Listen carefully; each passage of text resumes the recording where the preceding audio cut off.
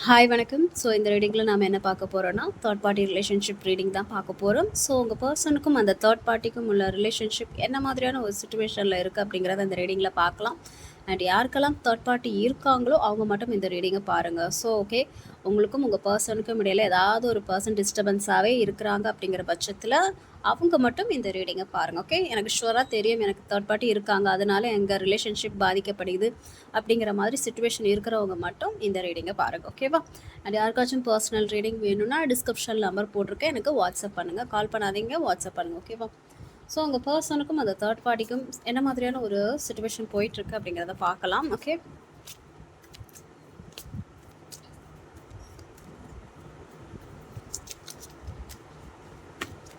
First உங்கள் பர்சனுக்கு அந்த தேர்ட் பார்ட்டி மேலே என்ன ஃபீலிங் இருக்குது அப்படிங்கிறத பார்த்துடலாம்.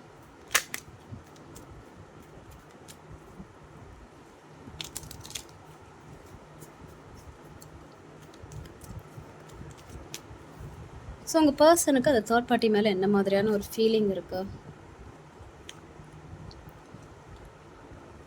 ஸோ ரொம்ப எமோஷ்னலாக இருந்த மாதிரி எனக்கு தெரியல. ஓகேவா? அந்த ஃபீலிங்ஸ் பார்க்கும்போது உங்கள் பர்சனுக்கு அந்த தேர்ட் பார்ட்டி மேலே என்ன மாதிரியான ஒரு ஃபீலிங் இருக்குது அப்படிங்கிற மாதிரி பார்க்கும்போது கண்டிப்பாக ரொம்ப எமோஷ்னலாக இருந்த மாதிரி எனக்கு தெரியல. ஓகே, ரொம்ப தனிமையில் தான் இருக்கிறாங்க. அந்த தேர்ட் பார்ட்டி கூட இருக்கும்போது அவங்களுக்கு அந்தளவுக்கு ஒரு எமோஷ்னல் பாண்டிங் இருந்த மாதிரி எனக்கு தெரியல. எப்போவுமே அந்த ஒரு தனிமையான ஒரு மனநிலையில் தான் இருக்கிறாங்க. அந்த தேர்ட் பார்ட்டி கூட கொஞ்சம் விலகி இருக்கிறது, இந்த மாதிரியான ஒரு சுச்சுவேஷன் தான் போயிட்டுருக்கு. ஓகேவா? ரொம்ப அந்த அவங்க 2 பேருக்குள்ள ஒரு அட்டாச்மெண்ட் இருந்த மாதிரி எனக்கு தெரியல. மோஸ்ட்லி வந்து 2 பேருக்கும் ஒரு ஈகோ கிளாஷஸ் இருக்கும். ஓகே, 2 பேருக்கும் அதாவது ஒரு ஈகோ கிளாஷஸ் இருக்கும். எப்படின்னா ஒருத்தர் பேச்சை கேட்காம இருக்கிறது, நான் பண்ணுறது தான் சரி அப்படிங்கிற மாதிரியான ஒரு சுச்சுவேஷன் 2 பேருக்குள்ளேயும் இருக்கும் அப்படிங்கிற மாதிரி நான் பார்க்குறேன். ஸோ ஃபீலிங்ஸ் வைஸ் பார்க்கும்போது என்ன நினைக்கிறாங்கன்னா, கொஞ்சம் அந்த தேர்ட் பார்ட்டிக்கிட்ட இருந்து தனிமையாக தான் எதிர்பார்க்குறாங்க. கொஞ்சம் தனியாக இருந்தால் போதும், என் லைஃப்பை நான் பார்க்குறேன், கொஞ்சம் என்னோட கரியரை நான் பார்க்குறேன் அப்படிங்கிற மாதிரியான ஒரு மைண்டில் தான் இருக்கிறாங்க. ரொம்ப அந்த ஒரு அட்டாச்மெண்ட்டாக இந்த மாதிரி இல்லை. ஓகே, இல்லை அவங்க அந்த தேர்ட் பார்ட்டிக்கிட்ட இருந்து கொஞ்சம் விலகி இருக்கணும் அப்படிங்கிற மாதிரியான ஒரு மைண்ட் செட்டில் தான் இருக்கிறாங்க. ஓகே, அந்த தனிமை அவங்களுக்கு கொஞ்சம் கஷ்டமாக இருக்கலாம். பட் இப்போ அவங்க என்ன எதிர்பார்க்குறாங்கன்னா, அந்த தேர்ட் பார்ட்டிக்கிட்ட இருந்து கொஞ்சம் விலகி இருக்கணும் அப்படிங்கிற மாதிரியான ஒரு ஃபீலிங்கில் தான் இருக்கிறாங்க. நம்மளோட செல்ஃப் கேரை பார்த்துக்கலாம், கரியரை பார்க்குறது, ஃபேமிலியை பார்க்குறது, இந்த மாதிரியான ஒரு சில விஷயத்தை பார்க்கலாம் அப்படிங்கிற மாதிரி அவங்க யோசிக்கிறாங்க. இதே அந்த தேர்ட் பார்ட்டிக்கு உங்கள் பர்சன் மேலே என்ன மாதிரியான ஒரு ஃபீலிங் இருக்குது அப்படிங்கிறத பார்க்கலாம். சரி, அங்கேயும் பார்த்தீங்கன்னா அவங்க பாட்டுக்கு அவங்க வேலையை பார்த்துட்ருக்காங்க. தேர்ட் பார்ட்டிக்கு எப்படி ஃபீலிங் இருக்குன்னா, அங்கேயும் பெருசாக எமோஷ்னலாக வெளிக்காட்டுறதில்ல. அவங்க பாட்டுக்கு அவங்க வேலையை பார்த்துட்ருக்காங்க. ஆனால் அந்த ரிலேஷன்ஷிப்பை நல்லபடியாக கொண்டுட்டு போகணுன்னு சொல்லிட்டு நிறையா ஹார்ட் ஒர்க் பண்ணுறாங்க. ஓகே, ஆனால் அது பெருசாக வெளிக்காட்டுறதில்ல.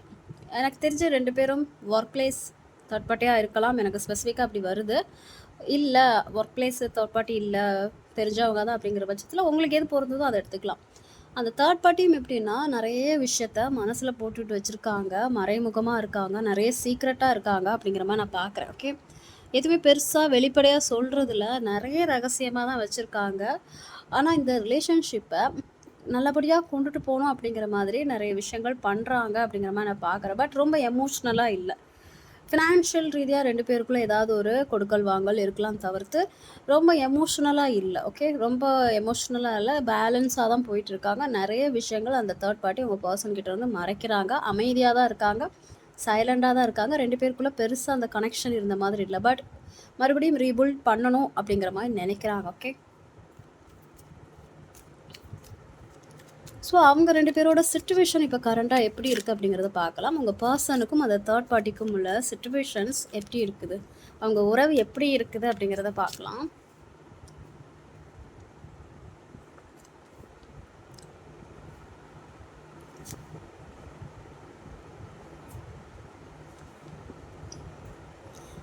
சிச்சுவேஷன் கூட பார்க்கும்போது அந்தளவுக்கு நல்லா இருந்த மாதிரி எனக்கு தெரியல. அந்த தேர்ட் பார்ட்டிக்கும் உங்கள் பர்சனுக்கும் உள்ள ரிலேஷன்ஷிப் 2 விதமாக நான் பார்க்குறேன். ஓகே, என்ன ரிலேஷன்ஷிப்னா, அந்த 2 ரிலேஷன்ஷிப்பும் டாக்ஸிக்காக தான் இருக்குது. ஓகே, 2 விஷயத்த நான் பார்க்குறேன். ஒன்று அஃபேராக இருக்கும், இல்லைனா டாக்ஸிக்காக இருக்குது அப்படிங்கிற மாதிரியான ஒரு விஷயத்த தான் நான் பார்க்குறேன்.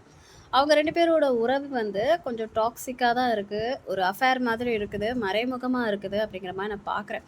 ஆனால் அவங்களுக்குள்ளே என்னென்னா நிறைய வாக்குவாதம் இருக்குது. அவங்களுக்குள்ளேயே வந்து 3ஆம் நபரால் ஏதாவது ஒரு இன்வால்மெண்ட் ஆகி அவங்க 2 பேருக்குள்ள ரிலேஷன்ஷிப் அந்த அளவுக்கு நல்லா போகுற மாதிரி எனக்கு தெரியல. ஓகே. அவங்களுக்குள்ளேயே நெறைய வாக்குவாதங்கள் இருக்குது.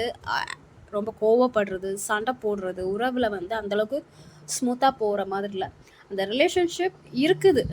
பட் அது வந்து ரொம்ப ஸ்மூத்தா போகல அப்படிங்கிற மாரி நான் பார்க்குறேன்.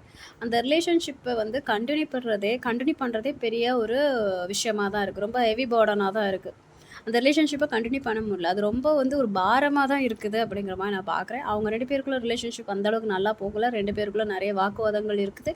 3ஆம் நபர் இன்வால்வ் ஆகி, அதாவது அவங்களே இந்த பர்சனே தேர்ட் பார்ட்டி தான். இவங்க 2 பேர் ரிலேஷனுக்குள்ளே இன்னொரு 3ஆம் நபர் இன்வால்வ் ஆகி, ஸோ அதனால அவங்க 2 பேர் ரிலேஷன்ஷிப்லேயும் டேமேஜ் ஆகிறதுக்கான வாய்ப்புகள் அதிகமாகவே இருக்கும். அந்த ரிலேஷன்ஷிப் கொஞ்சம் ஒரு மாதிரி தான் போயிட்டுருக்கு. அந்த அளவுக்கு அது ஹாப்பியாக எமோஷ்னலாக இல்லை. ஆனால் என்னன்னா அந்த அட்டாச்மெண்ட்டை விட்டு வெளியே வரவும் முடியல. அந்த மாதிரியான ஒரு சூழ்நிலை தான் இருக்கும். நல்லாவும் இல்லை. பட் அதை கட் பண்ணிவிட்டு வெளியே வரலான்னு பார்த்தா அதுவுமே முடியல. அப்படிங்கிற மாதிரியான ஒரு சிச்சுவேஷனில் தான் இருக்குது. பட் அவங்க 2 பேரோட உறவு ஏதோ நல்லா இல்லை. பெருசாக ஒரு எமோஷ்னலாக இல்லை, ஹாப்பியாக இல்லை. ஏதோ ஒரு கடமைக்கு இருக்காங்க அப்படிங்கிற மாதிரி தான் நான் பார்க்குறேன். அந்த அளவுக்கு அவங்களுக்குள்ள ஒரு பேச்சுவார்த்தை கூட இருந்திருக்காது. சண்டைகள் அதிகமாக இருந்திருக்கும். பேச்சுவார்த்தை இல்லை. ஆனால் அந்த அந்த ரிலேஷன்ஷிப்பை கட் பண்ண முடியல அப்படிங்கிற மாதிரியான ஒரு விஷயத்தை தான் நான் பார்க்குறேன். ஸோ உங்கள் பர்சன் அந்த தேர்ட் பார்ட்டி கூட அந்த ரிலேஷன்ஷிப்பை கண்டினியூ பண்ணணும்னு நினைக்கிறாங்களா, அதையும் பார்த்துடலாம். ஸோ உங்கள் பர்சன் அந்த தேர்ட் பார்ட்டி கூட அந்த ரிலேஷன்ஷிப்பை கண்டினியூ பண்ணணும்னு நினைக்கிறாங்களான்னு கேட்டிங்கன்னா, அவங்க ரெண்டு மைண்டோடு இருக்காங்க. அவங்க என்ன நினைக்கிறாங்கன்னா, இல்லை வேணாம், இப்போதைக்கு நம்ம சேஃபாக இருக்கிறது தான் பெட்டர். ஏன்னா இந்த ரிலேஷன்ஷிப்னால நிறைய பிரச்சனை வருது. எனக்கு அந்தளவுக்கு நிம்மதி இல்லை, ஹெவி பேர்டனாக இருக்குது, ரொம்ப சுமையாக இருக்குது அப்படிங்கிற மாதிரியான ஒரு மைண்டில் தான் அவங்க பர்சன் இருக்காங்க. மொத்தத்தில் அவங்க என்ன நினைக்கிறாங்கன்னா, இந்த ரிலேஷன்ஷிப்னால எனக்கு எந்த ஒரு ஸ்ட்ரெஸ்ஸும் இருக்கக்கூடாது, நான் சேஃபாக இருக்கணும் அப்படிங்கிற மாதிரியான ஒரு மனநிலையிலே இருக்காங்க. இன்னொரு டைம் என்னென்னா, மறுபடியும் இந்த ரிலேஷன்ஷிப்பை தொடரலாமா அப்படிங்கிற ஒரு டபுள் மைண்டோட உங்கள் பர்சன் இருக்காங்க. ஓகே, இது மைனர் அக்கானா தான் இருந்தாலும் நான் சொல்கிறேன், டபுள் மைண்டில் இருக்காங்க. ஒரு டைம் வந்து ஐயோ வேணாம், இந்த ரிலேஷன்ஷிப்னால ஏதாவது ஒரு பிரச்சனை வந்துகிட்டே இருக்குது, நிம்மதியே இல்லை, ஸ்ட்ரெஸ்ஸாக இருக்குது அப்படிங்கிற மாதிரியான ஒரு விஷயம் அவங்க பார்க்குறாங்க. அவங்க என்ன நினைக்கிறாங்கன்னா, இந்த ரிலேஷன்ஷிப்பே வேணாம், வேற ஒரு ரிலேஷன்ஷிப் போயிருக்கலாம் அப்படிங்கிற மாதிரியான ஒரு மைண்டில் தான் இருக்காங்க. சம்டைம்ஸ் என்ன யோசிக்கிறாங்கன்னா, மறுபடியும் இதுக்கு ஒரு வாய்ப்பு கொடுக்கலாமா, இந்த ரிலேஷன்ஷிப்புக்கு ஒரு வாய்ப்பு கொடுக்கலாமா, மறுபடியும் இதை தொடருவோம், நல்லபடியாக கொண்டுட்டு போவோம். அந்த தேர்ட் பார்ட்டி மதராக இருக்கும் பட்சத்தில் என்ன பண்ண முடியும்? அவங்களுக்குள்ள நிறைய வாக்குவாதங்கள் இருக்குது, ஸ்ட்ரெஸ்ஸாக இருக்குது அவங்க அந்த ரிலேஷன்ஷிப்பை கண்டினியூ பண்ணுறது. பட் மதர் ஆகிட்டாங்க அப்படிங்கிற பட்சத்தில் நம்ம என்ன பண்ண முடியும்? சரி, ஓகே, மறுபடியும் இதை ரிலேஷன்ஷிப்பை தொடரலாம் அப்படிங்கிற ஒரு மனநிலையில் தான் அவங்க இருப்பாங்க. ஸோ அதே மனநிலை தான். ஓகே, இல்லை அது மதர் இல்லை, வேறு யாரோ ஒருத்தங்க அப்படிங்கிற பட்சத்தில் அந்த ரிலேஷன்ஷிப் தொடர்றதுக்கு அவங்க விருப்பம் இல்லை. ஆனால் அந்த ஒரு டபுள் மைண்டோடு இருக்காங்க. ஓகே, இன்னொரு வாய்ப்பு கொடுக்கலாமா வேணாமா, இல்லை நம்ம வேறு ஒரு லைஃப்பை பார்த்துட்டு போகலாம் அப்படிங்கிற மாதிரியான ஒரு மைண்ட் செட்டில் தான் அவங்க இருக்காங்க. ஓகே, ஸோ ஃப்யூச்சரில் இந்த ரிலேஷன்ஷிப் எப்படி இருக்கும், உங்கள் பர்சனுக்கும் அந்த தேர்ட் பார்ட்டிக்கும் உள்ள ரிலேஷன்ஷிப் எப்படி இருக்கும் அப்படிங்கிறதையும் பார்த்துடலாம். ஸோ உங்கள் பர்சனுக்கும் அந்த தேர்ட் பார்ட்டிக்கும் உள்ள ரிலேஷன்ஷிப் ஃப்யூச்சரில் எப்படி இருக்கும்?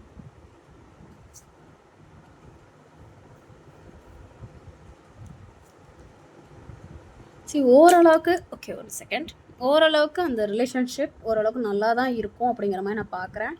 இப்போது சிச்சுவேஷன் சரியில்லை, பட் ஃப்யூச்சரில் அந்த பிரச்சனைகள்லாம் ஓரளவுக்கு சரி ஆகலாம் அப்படிங்கிற மாதிரியான ஒரு விஷயத்த தான் நான் பார்க்குறேன். முழுசாக சரியாகாது, ஆனால் என்னென்னா அப்பப்போ கொஞ்சம் நார்மலாக போகும் அப்படிங்கிற மாதிரி நான் பார்க்குறேன். இப்போ சிச்சுவேஷன் சுத்தமாகவே நல்லா இல்லைல்ல. ஃப்யூச்சரில் ஒரு சில கம்யூனிகேஷன் பண்ணுறது, 2 பேருக்குள்ளே அந்த ஒரு பேச்சுவார்த்தைகள் வச்சுக்கிறது, அந்த மாதிரியான ஒரு சில விஷயங்கள். பட் ரொம்ப ஆக்ஷன்ஸ் இருக்காது. ஓகே, பெருசாக ஒரு ஆக்ஷன்ஸ் அந்த ரிலேஷன்ஷிப்பில் இருக்காது. ஜஸ்ட்டு ஹாய் பாய், என்னன்னா என்ன அப்படிங்கிற மாதிரியான ஒரு கம்யூனிகேஷனாக தான் இருக்கும் அப்படிங்கிற மாதிரி நான் பார்க்குறேன். ஏன்னா அவங்களுக்கே ஃப்யூச்சர்லேயே ஒரு டவுட் இருக்கும், இந்த ரிலேஷன்ஷிப்பில் இருக்கணுமா வேணாமா அப்படிங்கிற ஒரு மைண்ட் செட்டுக்கு வந்துடுவாங்க. இப்போது நீங்கள் தேர்ட் பார்ட்டி அப்படிங்கிற பட்சத்தில் பார்க்கும்போது, அந்த தேர்ட் பார்ட்டி உங்கள் பர்சனோட எக்ஸாக இருக்காங்க அப்படிங்கிற பட்சத்தில் அந்த அந்த தேர்ட் பார்ட்டிக்கு எப்படின்னா, வேறு ஒரு ஆப்ஷனை தேடிட்டு போயிடலாம் அப்படிங்கிற ஒரு மனநிலை வரும். இல்லை அந்த தேர்ட் பார்ட்டி வேறு ஒருத்தவங்களாக இருக்காங்க அப்படிங்கிற பட்சத்தில் இந்த ரிலேஷன்ஷிப் தேவைதானா அப்படிங்கிற ஒரு கன்ஃபியூஷன் வர தோண்டும். அதாவது 2 பேருக்குள்ளே ஓரளவுக்கு நல்லா பாண்டிங் இருக்கும். அப்புறம் திடீர்னு இல்லை இந்த ரிலேஷன்ஷிப் தொடரணுமா வேணாமே அப்படிங்கிற மாதிரியான ஒரு விஷயங்கள் இருக்கும். பட் அவங்களோட பாண்டிங் வந்து எமோஷ்னலாக தான் இருக்கும், இல்லைன்னு சொல்ல முடியாது. கொஞ்சம் டைமுக்கு அந்த ரிலேஷன்ஷிப் ஓரளவுக்கு நல்லா போகும். ஓகே. உங்கள் பர்சன் அந்த தேர்ட் பார்ட்டியை விட்டுட்டு உங்ககிட்ட வருவாங்களா அப்படிங்கிறத பார்க்கலாம்.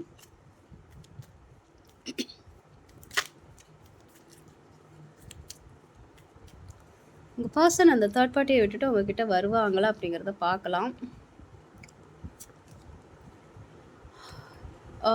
கொஞ்சம் டைம் ஆகும் அப்படிங்கிற மாதிரியான ஒரு விஷயத்த தான் நான் பார்க்குறேன். டைரெக்டாக அவங்கக்கிட்ட கம்யூனிகேஷன் பண்ண மாட்டாங்க. பட் உங்களை சைலண்ட்டாக வந்து ஏதாவது பார்க்கலாம். ஓகே. உங்களை வேவ் பார்க்குறது, நீங்கள் என்ன பண்ணுறீங்க, இது பண்ணுறீங்க அப்படிங்கிற மாதிரியான ஒரு நியூஸ் கலெக்ட் பண்ணுறது, இந்த மாதிரியான ஒரு சில விஷயங்கள் இருக்கும் அப்படிங்கிற மாதிரி நான் பார்க்குறேன். பட் ரொம்ப சீக்கிரமாக ஆக்ஷன் எடுக்கிற மாதிரி இல்லை. கொஞ்சம் டைம் ஆகும். ஏன்னா ஃப்யூச்சர்லேயுமே வந்து அவங்க மொத்தமாக அதை கேன்சல் பண்ணிவிட்டு அந்த தேர்ட் பார்ட்டி கூட இருக்கிற உறவை முறிச்சுக்கிட்டு வர்ற மாதிரி எனக்கு தெரியல. ஆனால் அப்பப்போ உங்களை பற்றி தேடல்களும் அவங்க இருக்குது. உங்களை அவங்க தேடுவாங்க, கம்யூனிகேஷன் பண்ணுவாங்க. ஆனால் மொத்தமாக அதை விட்டுட்டு வர்ற மாதிரி இல்லை அப்படிங்கிற மாதிரி தான் நான் பார்க்குறேன். இப்போதைக்கு இருக்கிற சிச்சுவேஷன் படி நான் சொல்கிறேன். ஸோ உங்கள் பர்சனுக்கு உங்கள் மேலே என்ன ஃபீலிங் இருக்குது அப்படிங்கிறதையும் பார்த்துடலாம். ஸோ ஓவரால் உங்கள் சைடில் எப்படி இருக்குது அப்படிங்கிறதையும் பார்க்கலாம். ஸோ உங்கள் பர்சனுக்கு உங்கள் மேலே என்ன ஃபீலிங் இருக்குது?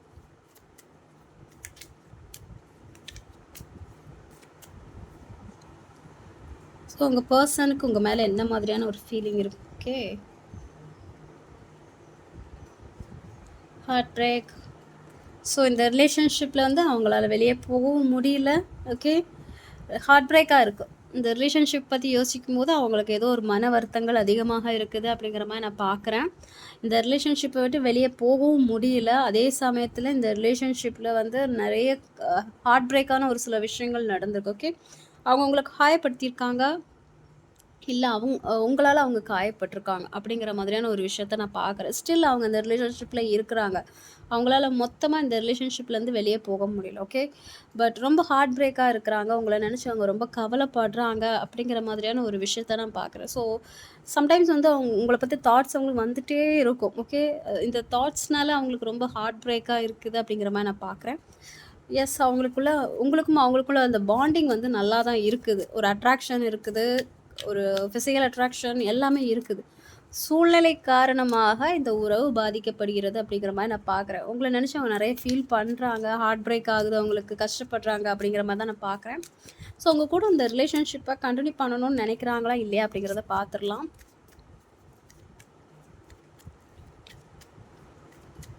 ஸோ உங்கள் பர்சன் உங்கள் கூட இந்த ரிலேஷன்ஷிப்பை கண்டினியூ பண்ணுறாங்களா அப்படிங்கிறத பார்க்கலாம். இங்கே கண்டினியூ பண்ணணும் அப்படிங்கிற ஒரு மெசேஜ் இங்கே வரல. அவங்கக்கிட்ட கம்யூனிகேஷன் பண்ணணும்னு நினைக்கிறாங்க. ஓகே.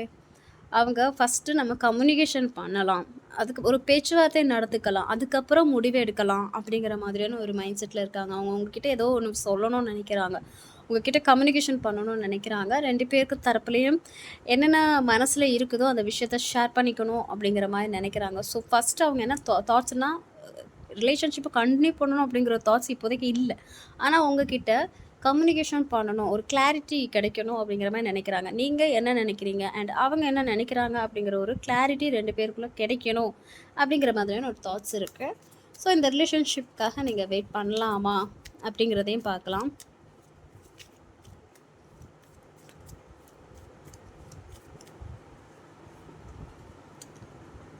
இந்த ரிலேஷன்ஷிப்காக நீங்கள் வெயிட் பண்ணலாமா?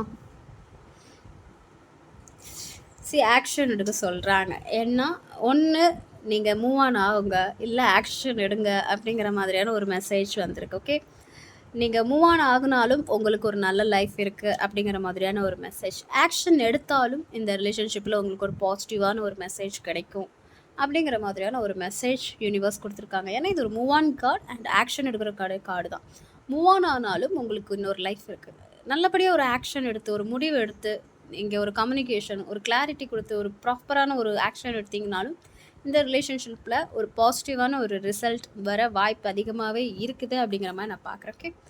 ஸோ உங்களோட சாய்ஸ், நீங்கள் ஆக்ஷன் எடுக்க போகிறீங்களா, மூவ் ஆன் ஆக போகிறீங்களா அப்படிங்கிறது வந்து உங்கள் தரப்பு. பட் உங்கள் பர்சனும் கரண்டாக உங்கள்கிட்ட கம்யூனிகேஷன் பண்ணணும், ஏதோ ஒரு கிளாரிட்டி கொடுக்கணும் அப்படிங்கிற மாதிரி தான் நினைக்கிறாங்க. பட் அந்த தேர்ட் பார்ட்டியை விட்டு வர்றதுக்கு டைம் கண்டிப்பாக இருக்கும், டெஃபினட்டாக எடுக்கும். ஓகேவா? ஸோ உங்களோட சாய்ஸ், நீங்கள் என்ன பண்ணுறீங்களோ அதை நீங்கள் பண்ணிக்கோங்க. நான் உங்களுக்கான கைடன்ஸ் கொடுத்தாச்சு.